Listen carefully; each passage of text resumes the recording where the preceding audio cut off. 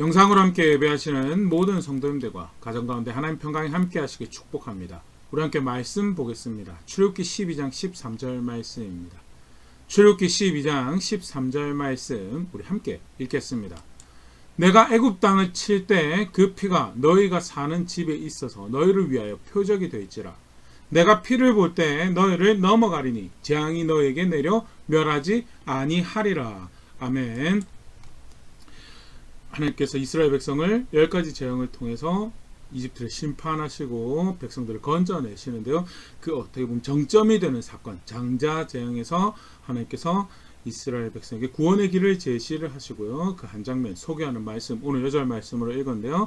지난 시간 이어서 10가지 재앙 중에 10번째 재앙 함께 살펴보면서 특별히 10번째 재앙을 넘어가는 방법으로 하나님께서 구원의 길을 제시하시고 그것을 기념하는 절기인 6월절이 이렇게 만들어지게 된대요. 그런 정황 함께 살펴보며 우리가 섬기고 있는 하나님 어떤 분이신지, 또한 그가 베푸신 구원과 또 그 구원의 하나님을 믿는 신앙이 무엇인지 함께 생각해보는 시간 가지도록 하겠습니다. 하나님께서 이스라엘 백성들을 이집트에서 건져내십니다. 건져내시기 위해서 10가지 재앙 우리 지난주 살펴봤죠. 10가지 재앙을 행하시는데요.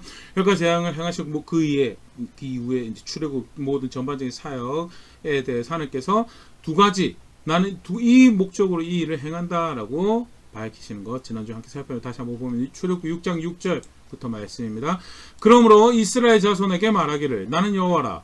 내가 애굽 사람의 무거운 짐 밑에서 너희를 빼내며 그들의 노역에서 너희를 건지며 편팔과 여러 큰 심판들로서 너희를 속량하여, 먼저 6장 6절에서 밝히시는 이 일을 행하시는 목적은 백성을 건져내는 거죠. 백성을 저주에서 억압해서 노예로 미래가 없이 소망이 없이 살아가던 자리에서 건져내는 것이 이 일을 행하는 목적이에요. 두 번째는 7절입니다.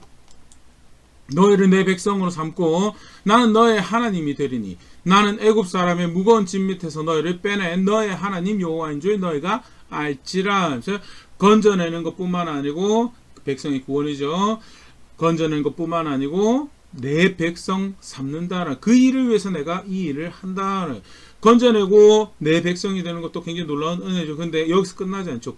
백성의 구원, 이스라엘 백성의 이집트에서 구원은요, 건져내는 것뿐만 아니라 백성이 되고, 그 다음에 8절 말씀입니다. 내가 아브라함과 이삭과 야곱에게 주기로 맹세한 땅으로 너희를 인도하고 그 땅을 너에게 주어 기업을 삼게 하리라. 나는 여호와라 하셨다 하라. 하면서요, 약속하신 땅으로 인도해 드리시는, 약속한 땅 예표하는 하나님 나라로 들이시는 그 일을 하는 것이 10가지 재앙을 하시는 목표, 그 위에 홍해 사건 또 광야의 여정들을 인도해 하신 하나님의 소위 말하는 출애굽 사역을 하시는 목적으로 말씀하시는 거고요.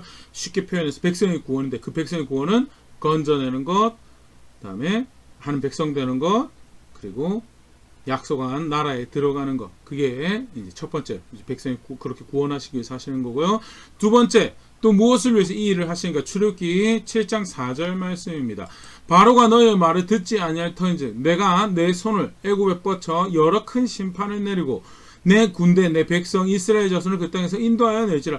바로가 마음을 강팍하게 해서 하나님께서 주시는 기회 가운데 마음을 강팍하게 해서 내 말을 듣지 않을 것이다 라고. 그런데 내가 큰 놀라운 일을 행해서 내 백성 이스라엘을 건져낼 것이다 라고 이야기하시면서 그 다음에 5절에 이렇게 말씀하시는, 내가 내 손을 애굽 땅에 펴서 이스라엘 자손을 그 땅에서 인도하여 낼 때 애굽 사람이 나를 여호와인 줄 알리라 하시매 이스라엘의 하나님이 여호와인 줄 알리라. 그 일을 위해서 내가 일을 하는 것이다 라고. 바로가 그런 표현을 하죠. 여호와 누구이긴데 과연 내가 그의 말을 들어야 하리요 라고 이야기하는 것이 이제 우리가 그 앞에서 이제 모세가 처음 바로를 대면했을 때 모세가 맞닥뜨린 상황이었는데요. 그가 내가 그렇게 존중해야 될 대상이 되느냐는, 그가 그렇게 내가 그 말을 들어야 될 만큼 귀를 기울이고 순종하고 그 권위를 인정해야 될 그런 존재냐는, 내가 바로 그런 존재인 것을 바로에게 이집트 사람들에게 보여주겠다라고 하시는 일이 사실 10가지 재앙 그 위에 행하시는 일들 목적이고요. 하나님께서 백성의 구원을 그런 목적 가운데서 행하셨다라는 것. 사실은 또한 그래야지 또 이게 행하시는 일이 그런 이해 가운데 우리가 해석하라고 이해해야 되는구나라는 큰 이제 아웃라인을 제공해 주는 말씀인데요. 그런 두 가지 목적에서 백성을 건져내시고 구원하시고 하는 백성 삼고 약속한 땅에 등일이시고 다음에 여호와이심을 나타내는 하나님의 영광을 보게 하시는 그 일을 그 목적을 위해서 여기까지 제안을 하시는데 이제 지난번 주에도 이야기 드렸던 것처럼 10번째 재앙이 이제 펼쳐집니다. 우리 살펴봤을 때 장자재앙이라고 우리 함께 살펴봤었는데요. 출애굽기 11장에 하나님께서 모세에게 그 다음에 행하신 마지막 재앙에 대해서 이렇게 말씀하시는 11장 4절부터 6절 말씀입니다. 모세가 바로에게 이르되 여호와께서 이와 같이 말씀하시기를 밤중에 내가 애굽 가운데로 들어가리니 하나님께서 이집트 땅에 직접 간섭을 나타내시겠다라고 말씀하신 거죠. 5절 애굽 땅에 있는 모든 처음 난 것은 왕위에 앉아 있는 바로의 장자로부터 맷돌 뒤에 있는 몸종의 장자와 모든 가축의 처음 난 것까지 죽으리니 6절 애굽 온 땅에 전무후무한 큰 부르짖음이 있으리라. 하나님께서 이집트 땅을 간섭하실 것이고 방문하실 것이고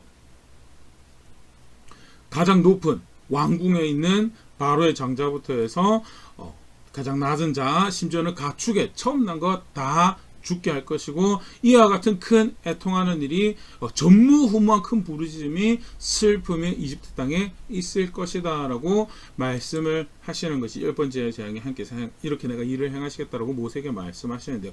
그런데 사실 이 일을 행하시는 것에 있어서 백성을 건져내고 또 내가 여호와인 줄 나타내리라는데 여호와인 줄 나타내리라는 한 모습에서 출애굽기 12장 12절 이렇게 표현을 하신 말씀이 하나 더 있습니다. 내가 그 밤에 애굽 땅에 두루 다니며 사람이나 짐승을 막론하고 애굽 땅에 있는 모든 처음 난 것을 다 치고 애굽의 모든 신을 내가 심판하리라. 나는 여호와라. 장자재앙의 중요한 성격 중에 하나가 어떤 것이냐, 또 하나님 되심 나타내는 중요한 모습 중에 하나가 뭐가 있느냐, 심판하시는 사건이었다는. 실제로 그 앞전에도 출애굽기에 네가 내 장자 이스라엘 보내지 않을게 내가 너의 장자를 치겠다라는 말씀을 하시면서 이야기하셨던 것이 하나님께서 재앙을 행하시는 이 사건이었거든요. 심판하시는 그들의 불의에 대해서 그들의 강팍함에 대해서 하나님에 대해서 여호와 하나님에 대해서 그릇된 자세를 가지고 있는 것에 대해서 심판하시는 사건이, 특별히 우리가 좀 전에 읽었던 출애굽기 12장 12절에서 여호와 하나님 외에 다른 소망이 생명이 있을 것처럼 다른 유력한 것이 있을 것처럼 매달리는 그런 헛된 자세들, 헛된 생각, 헛된 가치관들 다 아무런 소용이 없는 거예요. 오히려 그것을 이때여서 여호와 하나님 앞에 그릇된 자세를 가진 것에서 그 틀렸다라는 것을 심판하시는 그런 일을 행하실 것에 대해서 말씀하시는 거예요. 이 장자재앙의 큰 성격 중에 하나가 이제 심판이라는 것인데, 그랬을 경우에 사실은 그럼 이스라엘 백성들은 그 심판에서 자유로운가라고 했을 때 절대 자유롭지 않다라고 사건 정황을 봐도요. 하나님께서 이집트 땅을 방문하셔서 심판을 행하시는데 이스라엘 백성들도 사실 그 타겟이 되는 그런 상황이고요. 출애굽기 안의 기록을 봤을 때는 모세 아론을 원망하고 바로 편에 섰던 이스라엘 백성들의 정황을 우리가 그걸 통해서 이스라엘 백성들의 상태에 대해서 엿볼 수 있는 그런 장면들이 있었죠. 에스겔에서는 좀 더 단도직입적으로 그들의 상태에 대해서 이렇게 이야기를 하고 있습니다. 에스겔 20장 7절 8절 말씀인데요. 또 그들에게 이르기를 너희는 눈을 끄는 바 가증한 것을 각기 버리고 애굽의 우상들로 말미암아 스스로 더럽히지 말라. 나는 여호와 너의 하나님이라 하셨으나, 하나님께서 이스라엘 백성들 건져내시는 그 사건에 앞서서 애굽의 우상들로 너희 스스로를 더럽히지 말라라고 말씀을 하셨는데 8절에 그들이 내게 반역하여 내 말을 즐겨 듣지 아니하고 그들의 눈을 끄는 바 가증한 것을 각기 버리지 아니하며 애굽의 우상들을 떠나지 아니하므로 내가 말하기를 내가 애굽 땅에서 그들에게 나의 분노를 쏟으며 그들에게 진노를 이루리라 하였노라 하면서, 나의 분노를 더럽히지 말라라고 한 말, 내 말을 듣지 않았고 반역하여 내 말을 듣지 않았다라고, 각기 가증한 것을 버리지 않고 그것을 따랐다라고, 그래서 나의 분노를 나의 진노를 이루리라 라고 말씀하신 것이 이스라엘 백성들의 당시 현 주소였고요. 다시 오늘 이야기로 돌아오면요, 그래서 이스라엘 백성들이 하나님께서 심판하신다라고 하던 장자를 죽인다는 그 재앙에서 자유로울 수가 없는 상황이었다라는 것 분명히 보일 수 있으면 좋고요. 그러면 이집트의 장자도 죽고 이스라엘 장자도 죽고 사실 끔찍한 재앙인데 이 상황에서 하나님께서 또 이 장자재앙에 앞서서 이 장자재앙을 통해서 하시는 무엇을 나타내시는가라고 할 때 출애굽기 11장 7절에 말씀을 하십니다. 그러나 이스라엘 자손에게는 사람에게나 짐승에게나 개 한 마리도 그 혀를 움직이지 아니하리니 여호와께서 애굽 사람과 이스라엘 사이를 구별하는 줄을 너희가 알리라 하셨나니 애굽 사람과 이스라엘 사이를 내가 구별하는 내 약속을 가진 백성인 것에 대해서 내가 티를 낼 거다라고 말씀하시는 것이 장자재앙에 대해서 말씀하시면서 하시는 말씀이었고요. 꼼짝없이 서슴없이 의를 거룩함을 행하시는 그 하나님 앞에서 심판받아야 될 그런 상황인데 은혜의 하나님께서 약속 있는 백성에게 내가 그들을 구별하겠다라고 하시면서 하셨던 방법이 뭐냐? 어떻게 그럼 이 상황에서 건짐을 받는가? 그 앞선 사건들에서는 흑암 사건 같은 경우도 그렇고요. 아예 고센 땅을 하나님께서 구별을 하셨죠. 가축에게 돌림병이 도는 그 상황에서도 이스라엘 가축들이 죽지 않는 아예 구별하시는, 그럼 그렇게 하시는가? 그렇게 하지 않으셨어요. 이번은 하나님께서 그렇게 하지 않으시고 구별을 하시는데, 어떻게 구별하시는? 구원받는 길을 백성들에게 알려주신, 모세를 통해서 백성들에게 알려주시는데요. 먼저는 출애굽기 12장 21절, 모세가 이스라엘 모든 장로를 불러서 그들에게 이르되 너희는 나가서 너희 가족대로 어린 양을 택하여 유월절 양으로 잡고 오세요. 먼저는 어린 양을 하나 택하서 잡으라라고 말씀을 하십니다. 사실은 이제 우리가 전체 다 살펴보면서 이야기할 수 있으면 좋긴 하겠지만, 사실 우리가 구석구석 이제 볼 표현들이 많은데요. 어린 양을 잡아서 공개적인 자리에서 택해서 이제 잡으라라고 이게 말씀하신 그런 정황에서 학자들이 이야기하는 것이 그 6월절 이 사건에서 구원받은 은혜를 기념하는 이 절기는 개인이 내가 그냥 감사해야지 하고 개인이 어린 양 잡고 감사드리는 그런 절기가 아니었고 공동체의 절기였고, 좀 전에 읽었던 출애굽기 12장 21절 표현에도 그런 모습 하나 보일 수 있는 게, 가족대로 어린 양을 택해서 개인이 혼자 즐기기 위한, 혼자 감사해요, 혼자 어떤 그런 그 절기가 아니고 최소 가족이라는 단위에서 기념하고 또한 그렇게 하나님께서 했던 그런 모습을 볼 수가 있고요. 그러면 어린 양을 잡는 것은 무엇을 의미하는가라고 학자들이 이야기하는 것이 대속의 의미를 가지고 있다라고 그렇게 표현을 합니다. 21절 우리가 본 말씀에서도 간접적으로 보일 수 있는 게요, 가족대로 어린 양을 택해, 그냥 가족당 한 마리 잡으라고 이 말씀하지 않아요. 가족이 많을 경우에는 더 많은 양이 필요한 거고, 가족이 적을 경우에는 두 집이 합해서 양을 잡으라라고 그렇게 구체적으로 말씀하시는 그런 조항들도 사실 우리 성경에서 보일 수가 있고요. 그 말인즉 그 양은 그 가족을 선택해서 그 양을 잡는 그 가족의 자리를 대신하는 대속의 모습을 보여서, 그것을 좀 더 구체적으로 표현한 정황을 볼 수 있는 게 출애굽기 13장 15절 말씀입니다. 그때 바로와 안악하여 우리를 보내지 아니하매 여호와께서 애굽 나라 가운데 처음 난 모든 것은 사람의 장자로부터 가축의 처음 난 것까지 다 죽이셨으므로 태에서 처음 난 모든 수컷들은 내가 여호와께 제사를 드려서 내 아들 중에 모든 처음 난 자를 다 대속하리니. 하나님께서 장자를 다 죽이는 가운데 장자를 죽이지 않았어요. 무엇을 통해서? 양을 잡는 걸 통해 장자를 죽이지 않으셨고요. 양을 잡는 것을 통해서 장자를 죽이지 않으시면서 하시는 말씀이, 이제 장자는 다 내 거다를. 쉽게 말해서 하나님 쪽에서는 양을 통해서 그 죽어야 될 아이가 죽는 자리에서 건짐을 받는 그 양이 그 아들의 죽음을 대신하고 그 아들을 통해서 온 슬픔이 가득해야 될 가족의 그 슬픔을 담당하는 그 일을 이 양이 했고, 그래서 양은 가족의 대속이 되면서도 동시에 장자의 대속이 되는 그런 존재고요. 그렇기 때문에 하나님 것이다 라고, 내 것이다 라고 하고, 사실은 그렇게 되면 하나님께 드려줘야 되는데 그걸 대속하는 모습으로 이후에 이제 장자에 대한 대속하는 제사를 할 것을 이제 제정을 하고 그걸 설명하는 장면이 출애굽기 13장이고, 사실 그게 나중에 이제 시내산에서 레위가 그 장자의 자리를 대신하는 걸로 해서 역사가 또 그렇게 흘러가는, 하나님께 행하실 일이 그렇게 흘러가는 정황들을 우리가 볼 수 있는데요. 오늘 내용으로 돌아와서 어린 양을 가족대로 잡아서 유월절 양으로 삼아라라고 말씀하시는 것은요, 무엇을 의미하는가? 하나님께서 유월절 양, 어린 양을 통해서 대속하시는 그 슬픔과 죽어야 될 자리를 어린 양을 통해서 대신하는 그 일을 하시고 그렇게 구원을 베푸실 것에 대해서 말씀하시는 거다라는 것. 두 번째, 그러면서 하시는 말씀이 출애굽기 12장 22절 말씀입니다. 우수초 묶음을 가져다가 그릇에 담은 피에 적셔서, 양의 피죠. 그 피를 문 임방과 좌우 설주에 뿌리고 아침까지 한 사람도 자기 집 문 밖에 나가지 말라. 23절 여호와께서 애굽 사람들에게 재앙을 내리려고 지나가실 때 문 임방과 좌우 문설주에 피를 보시면 여호와께서 그 문을 넘으시고 멸하는 자에게 너희 집에 들어가서 너희를 치지 못하게 하실 것임이니라. 여러 가지 내용들이 있는데요. 앞에 다시 22절부터 다시 보면요. 우수초 묶음을 가져다가 문 임방에 설주 좌우 설주에 임방과 좌우 설주에 뿌리라라고 이렇게 말씀을 하시죠.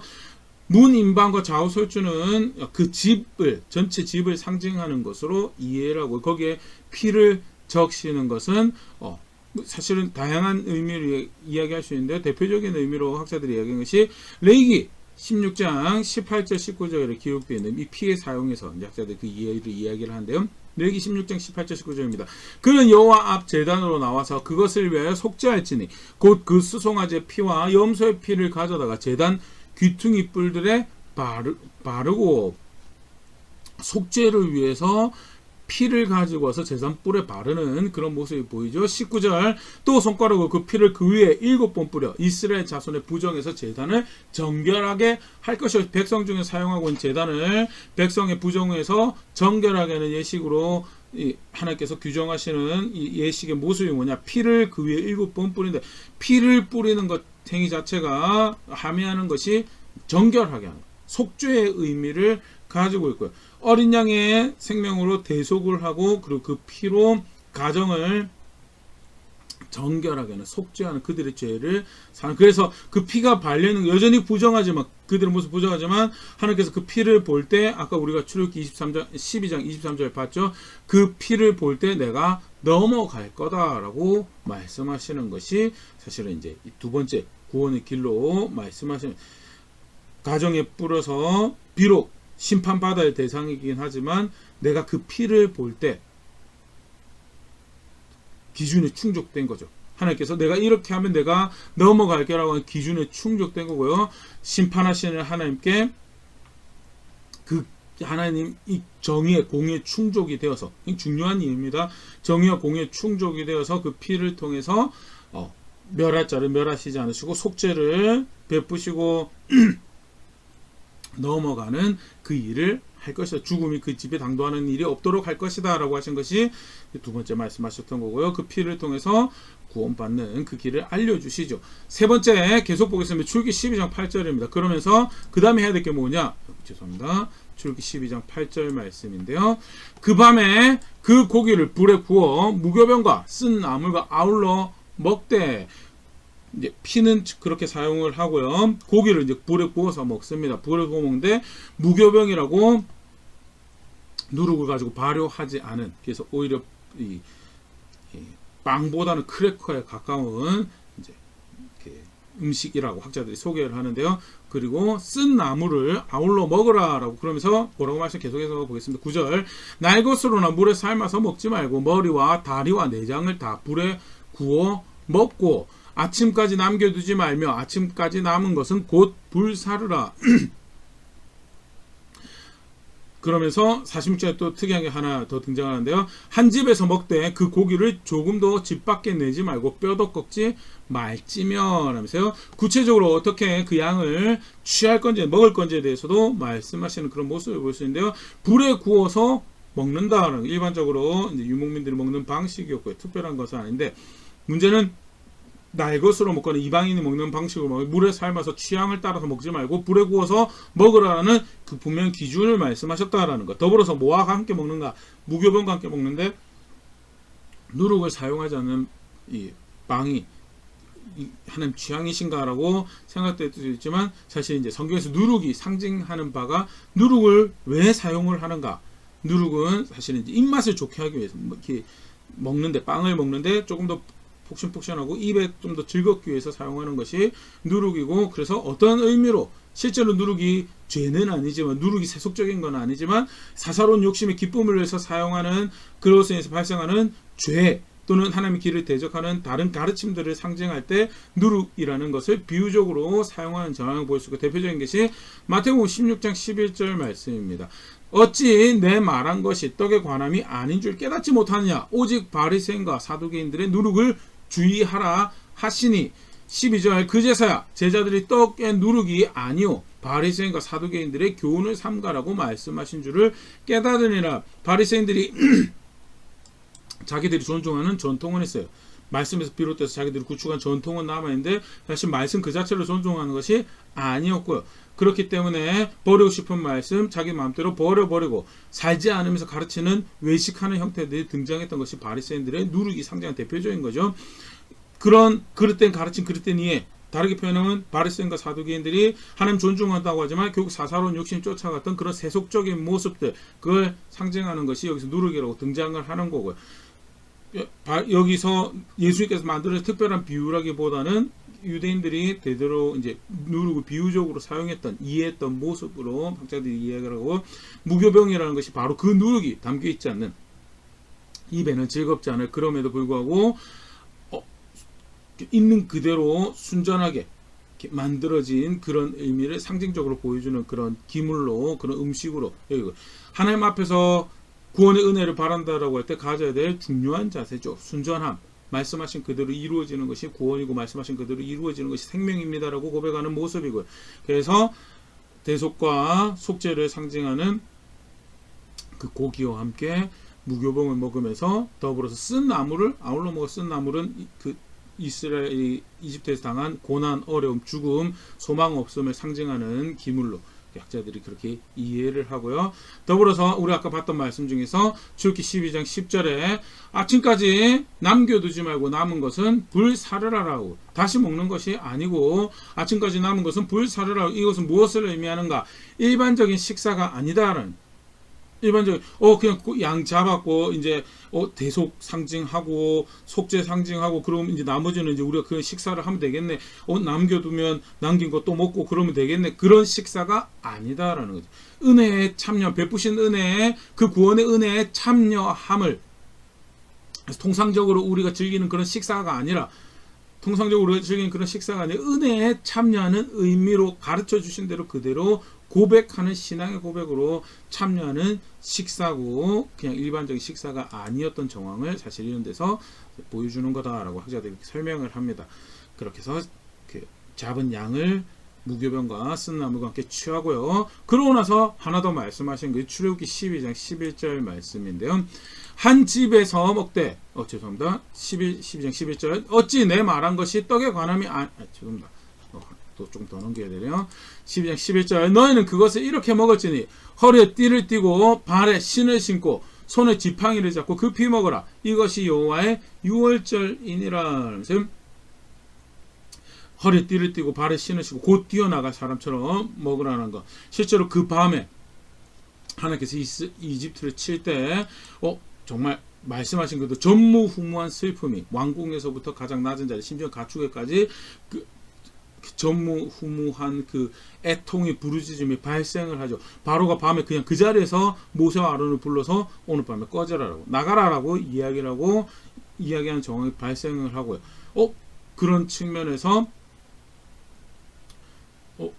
급히 지팡이를 신을 신고 급히 먹으라라고 하는 이야기는 기회가 생겼을 때 손살까지 나가야 되니까 그 타이밍을 놓치지 않기 위해서 먹으라라고 하는 것처럼 보여질 수도 있습니다. 그러나 그건 아니죠. 하나님께서 그 바로가 다시 마음을 바꿀까 봐 마음이 급해가지고 너네 나가라, 그런 이야기는 절대 아닐 거고요. 그럼 무엇을 의미하는가라고 할 때 이 식사 자체가 아까도 이야기한 것처럼 은혜, 베푸신 구원의 은혜에 참여하는 거고, 하나님께서 그 일을 행하셨을 때 자기가 행하는 구원이 아니, 우리가 그 빗장을 깨부수고 담을 허물고 우리가 우리의 구원을 이루리라고 뛰쳐나가는 구원이 아니기 때문에 하나님 행하시는 일에 전격적으로 동참하고 가라라고 했을 때 바로 순종해서 나갈 수 있도록 그렇게 하는, 은혜에 참여하는 또 다른 자세의 모습으로 그들이 가져야 될, 취해야 될 자세를 상징적으로 보여주는 거고요.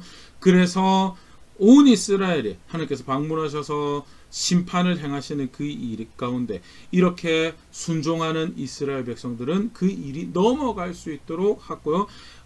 하나님께서 심판하는 가정 가운데서 구원의 길을 제시하시고 거기에 순종했을 때 그가 넘어가신 은혜를 베풀더라. 유월절이라는 게 넘을 유자, 넘을 월자죠. 번역 굉장히 잘한 그런 또 성경의 한글 성경의 표현이고요. 넘어가는 은혜를 베푸시는, 구원의 은혜를 베푸시는 그 절기가 유월절이 되는 거고요. 하나님께서 이것을 달의 첫 달로, 이 일이 있었던 이 절기의 달을 첫 달로 지정을 해서 이것이 시작이다라는 그런 의미를 또 강력하게 이제 강화를 하시죠. 그렇게 해서 유월절이 만들어지고 모세에게 가르침을 주고 난 다음에 어떻게 되느냐? 실제로 그 일이 발생을 하면서 출애굽기 12장 29절 밤중에 여호와께서 애굽 땅에서 모든 처음 난 것 곧 왕이 앉은 못하네요. 바로의 장자로부터 옥에 갇힌 사람 장자까지와 가축에 처음 난 것을 다 치심해. 하나님께 실제로 그 일을 말씀하신 대로 치시죠. 30절 그 밤에 바로와 그 모든 신하와 모든 애굽 사람이 일어나고 애굽에 큰 부르짖음이 있었으니 이는 그 나라에 죽임당하지 아니한 집이 하나도 없었음이었더라. 라면서 이집트 신들이 자기들을 지키고 자기들 유력하게 생명이 될 거라고 믿었는데 여호와께서 심판을 행하실 때 그 자기들이 믿고 있던 만들어낸 모든 소망들은 허상이더라라는 것이 확인이 되고 죽임을 당하지 않은 집이 하나도 없더라는 일이 사실 말씀하신 대로 발생을 하고요. 성경에는 사실 그런 기록들이 없지만요. 우리가 이렇게 우박이 떨어지는 재앙에서 성경에 그런 표현이 있거든요. 이집트 사람들 중에서도 우박이 내릴 거다라고 말한 그 모세의 그 도전, 모세를 통해 주신 도전에 귀를 기울인 사람들은 그 우박에 의해서 밭에 나가서 이렇게 해를 당하는 일에 대해서 피했다라는 그런 기록이 있고요. 쉽게 말해서 이 장자재앙 가운데서도 그 모세를 통해서 이스라엘 백성들이 하는 일에 대해서 눈여보고 귀담고 그 이야기에 들었고 그 말씀에 순종했던 이집트 사람들은 살았겠죠. 하나님께서 구원의 길로 반대로 이스라엘 사람들 중에서도 왜 이렇게 빨리 번거롭게 했냐. 그전에도 그냥 구원을 하셨는데 그러면서 대수롭지 않게 듣고 마치 바로에 대해서 좀 내가 그 말을 왜 순종할까라고 하면서 그럼에도 불구하고 하나님 우리를 구원해 주실 거야 라고 이야기했던 이스라엘 사람들은 사실은 몽땅 다 그 죽음이 그 집을 방문하는 그런 일을 경험했으리라 사실 추정을 해볼 수 있는, 실제로 성경은 그렇게 기록을 하고 있지 않습니다. 그러나 추정을 해볼 수 있는 일이고요. 분명하게 다시 부각하고 있는 것이 구원의 길을 제시해 주셨어요. 순종하는 사람들이 구원을 받고 그 말씀을 존중하지 않았던 바로와 이집트 사람들은 그날 그 죽음을 맞닥뜨렸더라라는 것 분명히 보일 수 있는 사건이 이 장자재앙이고요. 굳이 따로 이렇게 덜어내서 이렇게 다시 한번 이렇게 분명히 살펴보면 하나님께서 출애굽기 11장, 12장, 13장에 걸쳐서 이 사건을 소개하시면서 하나님께서 어떻게 그 백성을 구원하셨는가에 대해서 실제로 모세에게 설명하시면서 한번, 모세가 백성들에게 설명하시면서 한번, 그 다음에 절기를 제정하시는 그런 설명에서 또 한 번 해서 반복적으로 이 유월절에 대한 설명이 들어가면서 여호와께서 구원을 어떻게 베푸시던가에 대해서 너희가 꼭 기록해야 될 사건이다라고 절기까지 만들어서 가르치던 사건이 유월절 사건이고, 다름 아닌 사실 이 유월절 사건이 신약의 교회인 우리에게도, 신약 성도인 우리에게도 굉장히 중요한 의의를 가지는 것이요. 예수님이 구원을 베푸시는, 예수님을 통해서 베푸시는 구원을 예표하는 대표적인 사건이 사실 이 유월절 사건이죠. 그리고 실제로 예수님을 그렇게 예수님의 제자들이 이해를 했었던 정황들을 우리가 신약성경에서 찾아볼 수가 있습니다. 요한복음 1장 29절 이튿날 요한이 예수께서 자기에게 나오심을 보고 이르되 보라 세상죄를 지고 가는 하나님의 어린 양이로다. 침례요한 대놓고 예수님이 세상죄를 지고 가는 하나님의 어린 양이다라고 이야기하는 그런 모습을 볼 수가 있죠. 고린도전서 5장 7절 바울도 이렇게 표현하는, 너희는 누룩 없는 자인데 새 덩어리가 되기 위해 묵은 누룩을 내버리라.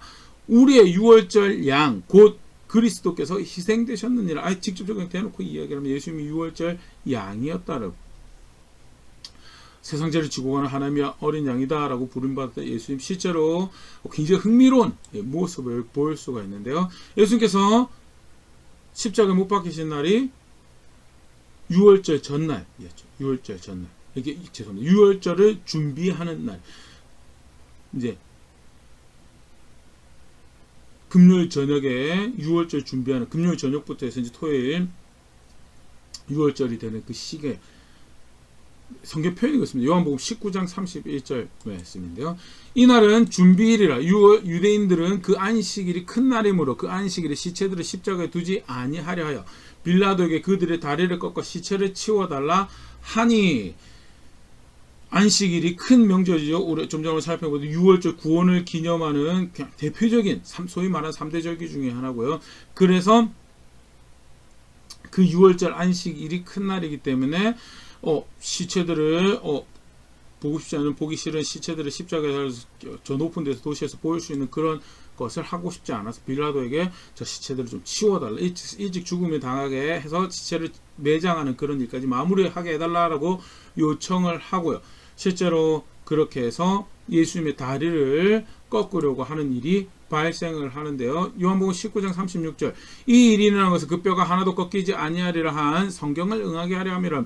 예수님께서 이미 십자가에서 충분히 죽어 있었고요. 그것을 확인하는 창으로 옆구리를 찌르는 사건이 성경에 기록되어 있죠. 로마 병사에 의해서 이 자는 이미 충분히 죽었고 그래서 굳이 다리를 꺾지 않아도 되겠다라는 그런 판단하고 다리를 꺾지 않았고, 근데 그 일에 대해서 요한이 뭐라고 이야기했느냐, 뼈가 하나도 꺾이지 아니하리라는 성경을 응하게 하라. 이게 뭘 의미하냐면 유월절 어린 양을 아까 취할 때 뼈를 꺾지 말고 먹으라. 그 모세 당시에는 뼈를 꺾지 않은 그 모습을 통해서 그 대속의 의미가 그냥 요리로 고기 그러니까 뼈 발라내고 고기 이렇게 올라가지고 아주 훌륭한 디쉬가 제공되는 그런 요리 식사, 그게 아니고 대속의 의미를 부각해서, 그래서 삶지 말고 삶으려면 용기 때문에 꺾어야 될 일이 발생. 온전한 모양 그대로 가장 대표적으로 잘 요리할 수 있는 방법이 굽는 거고, 불에 굽는 거고. 그랬을 거니 통으로 그렇게 구워지면 더더욱 부각되는 것이 이 양이 내가 죽어야 돼, 우리가 죽어야 될 자리를 대신했구나. 대속의 의미가 부각되는 그 목적에서 뼈가 꺾이지 않는 그것을 말씀하셨었는데, 유월절 양이 준비되어지는 시간에 십자가에 죽으신 예수님이 뼈가 꺾이지 않았다라는 것이 실제로 마치 유월절 양이 그렇게 준비되어서 구원을 베푼, 대속하는 속죄하는 구원이 베풀어지는 그 일을 감당했던 것, 그 모습을 똑같이 재현하는 것처럼 됐고, 유월절 구원이 단순히 이스라엘 백성의 구원뿐만 아니라 이후에 하나님의 아들 통해서 주어질 구원을 예표하는 사건을 너무나 생생하게 예수님을 통해서 구원을 베푸시는 그 모습이 이렇게 드러나고 있는 사건이 유월절이죠. 그래서 아까도 우리 구체 조금 몇 가지 살펴봤지만요, 대속이 그 어린 양을 통해서, 예수님을 통해서 대속이죠. 예수님이 대가를 지불하셔서 죄의 싹을 담당해야 될 죄인들이 그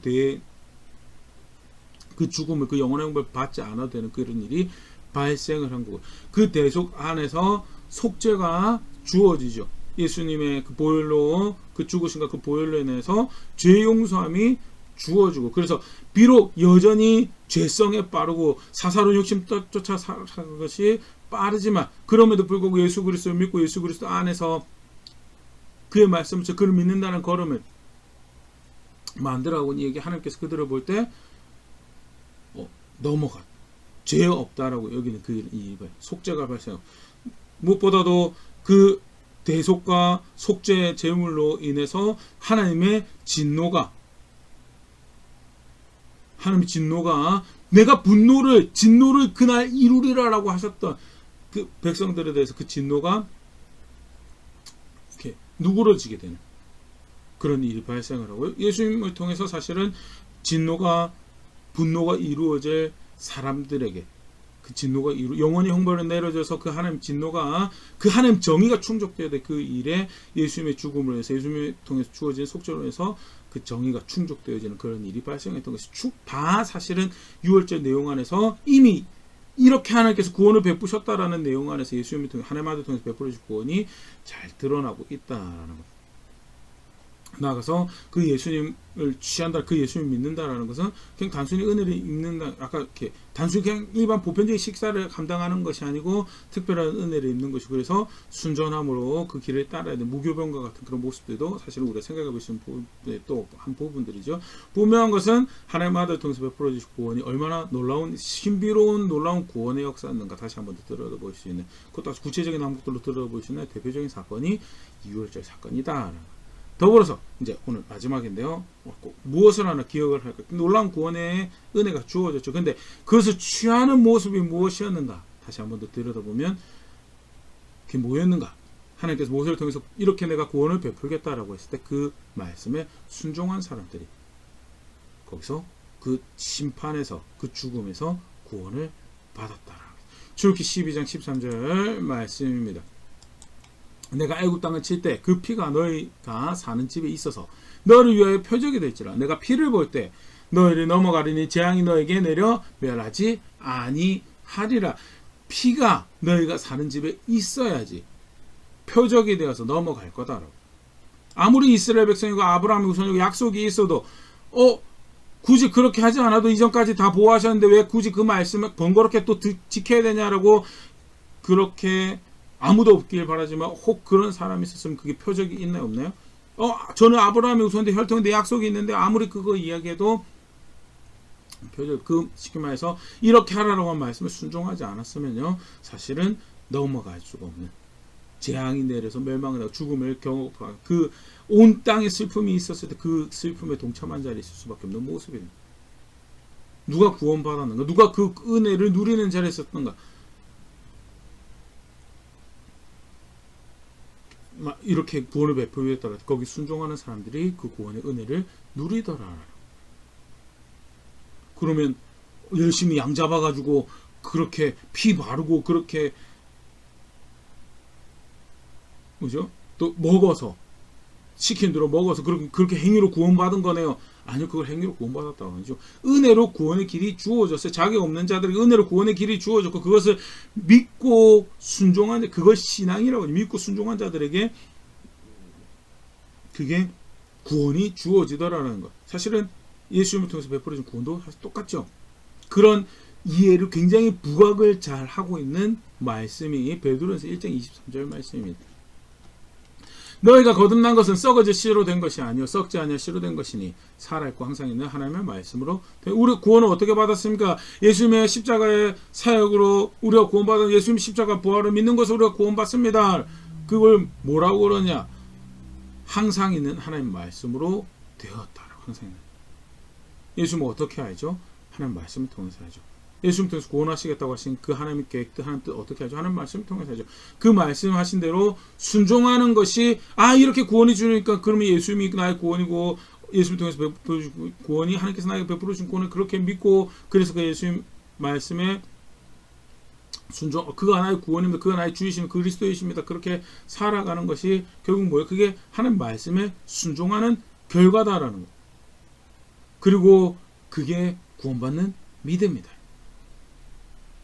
6월절 어린 양 통해서 구원하시는 그 하나님 놀라운 그 구원, 그 가운데 보여주시는 장면 사실 굉장히 놀라운 이야기죠.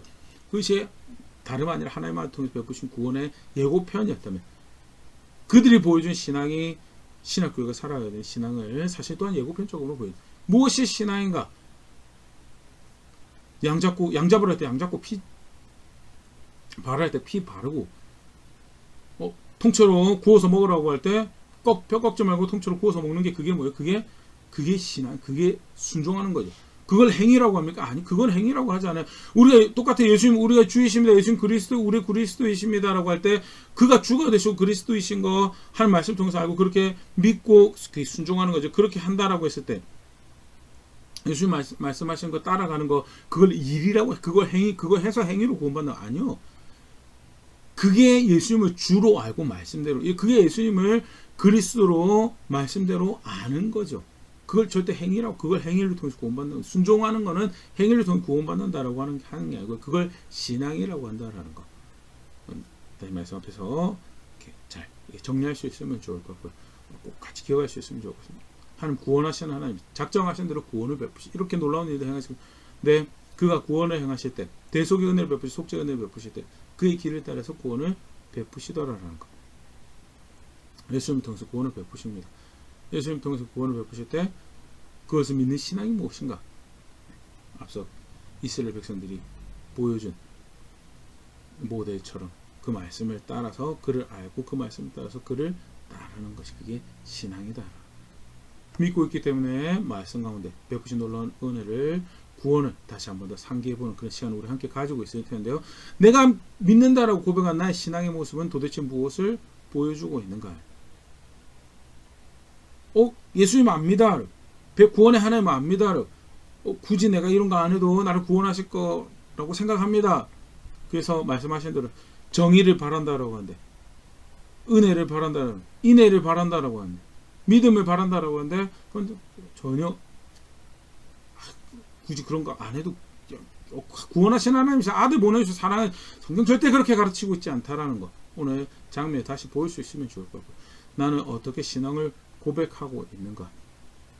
베드로는 그래서 뭐라고 가르쳐? 우리가 거듭난 것은, 다시 볼까요?